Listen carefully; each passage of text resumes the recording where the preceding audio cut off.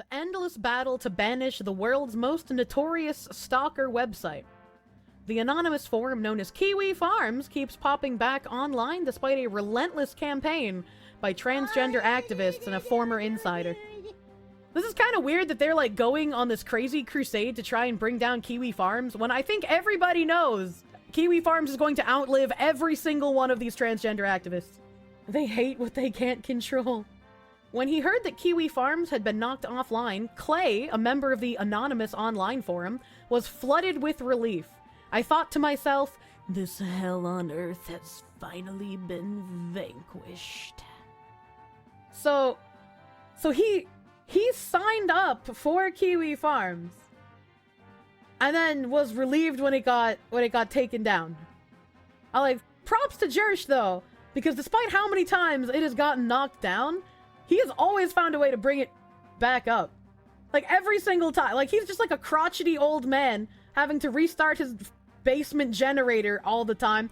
It's hilarious how such evil people like their tubas. I mean, it's like when years ago, when people first asked me like my opinions on it, it's like if you wanted to learn about someone as like a content creator that you were going to be interacting with, they have archives of information that go back years on like sketchy people. They've outed some real pieces. Yeah, like the site has value. Like if you're a piece of and you're going out and you're like abusing people, you're assaulting people, you're people, I'm not gonna care that much if you get doxxed. I just feel like, you know, there's also some people that don't care who the person or the target is, and they'll just do it to anyone because it's fun or it's a challenge or whatever. I'm like, I don't like that, obviously.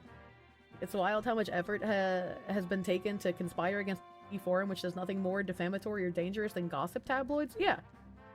It's just because it's a archive website, a gossip website that they can't control. And not having control over something drives them wild. I like how they tried painting Kiwi Farms as anti-trans specifically for them going after Keffels, when it's like, I'm sure a lot of the people on that website do hate. They didn't go after Keffels because they were trans. They went after Keffels because of the things Keffels was doing. They went after Keffels because they were a piece of... The identity was tertiary, if anything. I value anonymity. Even if I wasn't a VTuber, I would still value anonymity. Like, as someone who's watched Jim for a gajillion years, I've never wanted to, like, find out who he is behind the avatar. Because it's like, this is what he wants to present to people. This is what he feels comfortable with. Why would I try to dig for more, right? You know? Founded in 2013, Kiwi Farms has been used to organize vicious harassment and stalking campaigns against targets including Clara Sorrenti, a transgender activist known as Keffels, and Rep. Marjorie Taylor Greene, a far-right Republican. I mean, that means they're equal opportunity, though. They're for equality. They're not going after people based on an identity. They're going after people who are... So what's the problem here?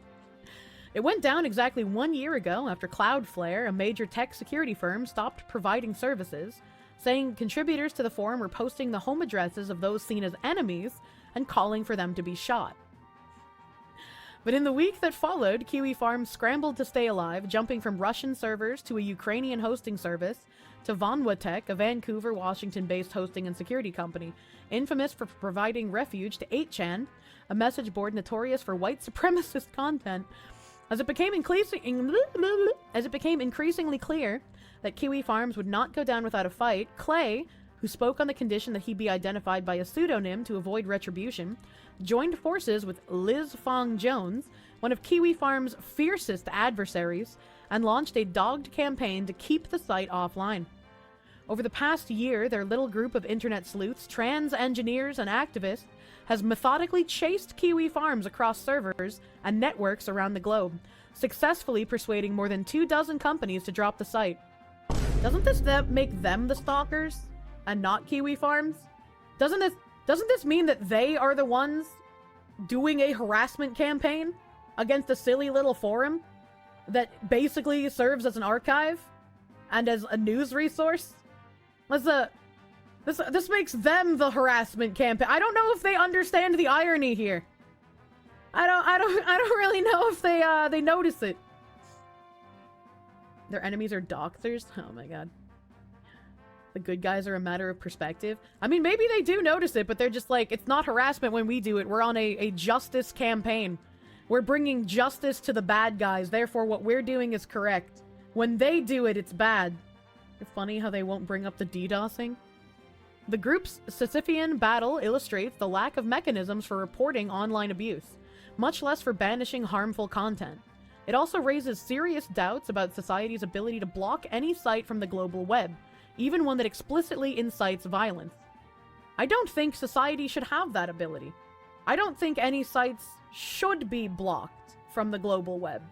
If somebody genuinely has a idea, a terrible thing, if somebody sets up like a kill all X group website, it's better that everyone knows it exists and you can see what they're doing, is it not? Farms is pretty clear. They ban anyone who actively calls for real-life activity on stuff or is caught having done it. Yeah. Like, they even have rules put into place. And, like I said earlier, I hope Kirsche never bends over backwards. I hope he keeps fighting this even if it looks absolutely ridiculous. I hope he keeps the little fluffy farmer site online as long as he possibly can. Isn't the whole purpose of the World Wide Web to prevent them from blocking stuff from being removed? Yes. Yes, it was.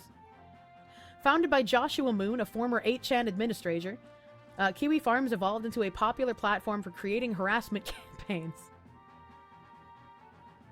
I think Twitter has better harassment campaigns than Kiwi Farm does. Like, what did they mean by this?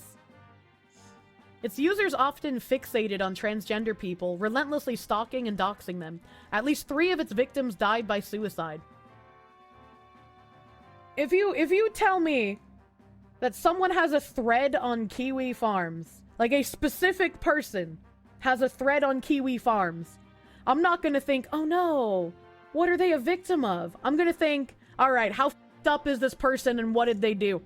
Because if you get to the point of having your own thread on the farms, you've done something weird, right? Like, you've got some skeletons in your closet, man. I don't even know like what victims they'd even be talking of, you know? They stop naming them because they get debunked every time. Ah, they're just gonna lie with like even worse information. Henry has a thread. That's not a good defense. Henry has a thread. VTuber thread might be one of the more mentally stable places to talk VTubers compared to Twitter and VT. I'd believe that. I'd absolutely believe that. I also don't like how they say that they're often fixated on transgender people. Like, when transgender activists shove this in your face constantly, how is it us that are the ones who are fixated on it?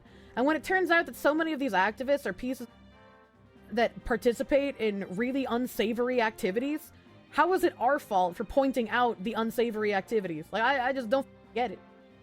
It's like so many weasel words in one article.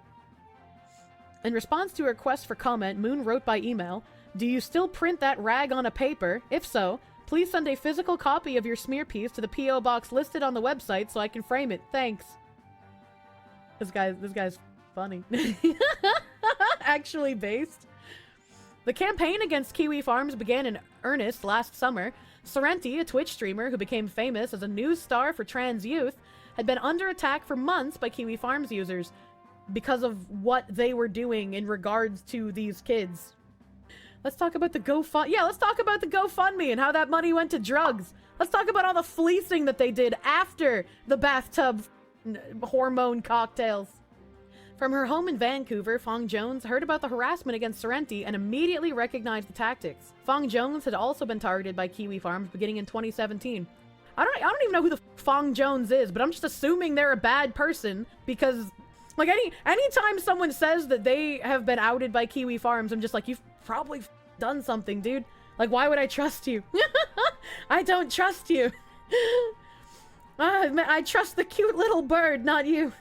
Lorelei had never heard of Kiwi Farms and was distraught by what she learned from Fong Jones' presentations. The group began spending dozens of hours each week navigating the Byzantine web of network infrastructure, trying to ferret out connections between no-name intermediaries to track down Kiwi Farms' new home. Then they would send carefully worded emails to those companies' employees, even cold messaging on LinkedIn, to persuade them to stop working with the website. This is crazy.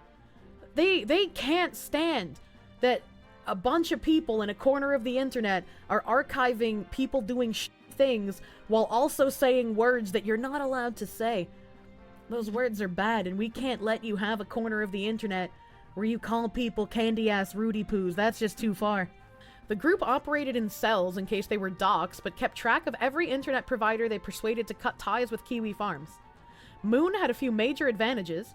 After earlier attempts to take down the site, he incorporated as his own internet service provider, acquiring his own physical hardware, network resources, and a block of IP addresses, making Kiwi Farms much more difficult to dislodge. It marks the site as a peer on the internet, meaning Moon directly receives any abuse reports and is entitled to a presumption of good faith. I like how they say this like it's a bad thing, and how it should make people worried or scared. This is a good thing. This is a good thing. And if they manage to take him offline, imagine the sites they will try to go after next. Like, even if you are someone who for some reason, like, genuinely hates everything that the farm stands for, you need them there. If the farms falls, other sites are going to come under this magnifying glass. Other sites are going to have these harassment campaigns perpetuated against them, and you might not even hear about it. You might just wake up and one of your favorite places is gone the next day. Much like the massive subreddit purge, where any kind of wrongthink was removed from the site. This is just advocating for censorship? Yeah. That's why I said earlier, again, like, I hope it's going to be exhausting, and I'm sure he's sick of dealing with it, but I hope he does not give up.